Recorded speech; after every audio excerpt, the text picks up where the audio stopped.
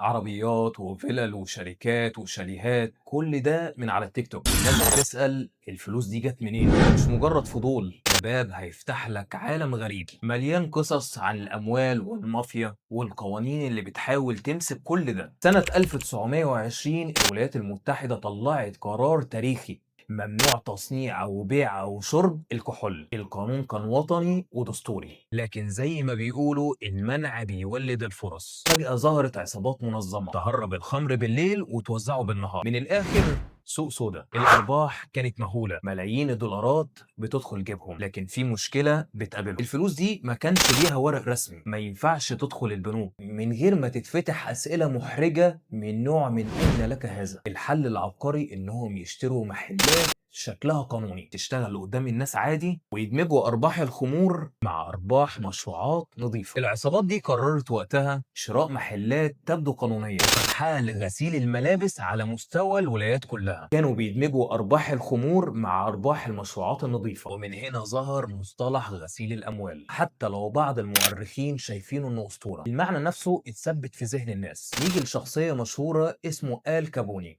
الراجل ده كان بيكسب ملايين من التهريب والقمار والخمور ويغطيها بمشاريع نظيفة. الغريب لما اتقبض عليه سنة 1931 مش بسبب جرايمه الكبيرة، لكن بسبب التهرب الضريبي. ومن هنا نعرف ان حتى اذكى المجرمين لو تابعت الفلوس خطوة بخطوة هتوصل لهم. النهاردة الموضوع مختلف. غسيل الاموال ما بقاش محصور على المخدرات ولا الخمور.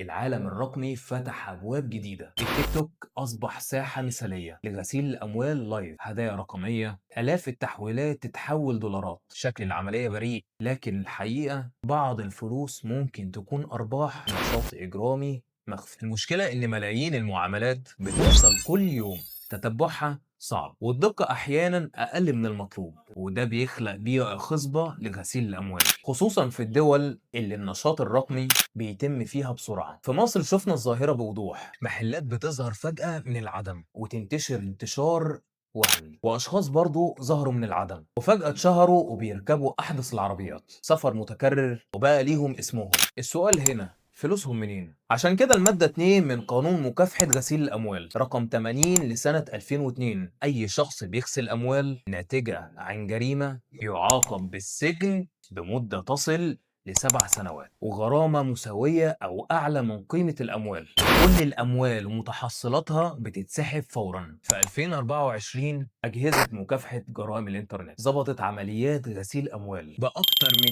3 مليار و400 مليون جنيه. القصة مش مجرد نظرية، حرب حقيقية على الأرض وعلى الإنترنت.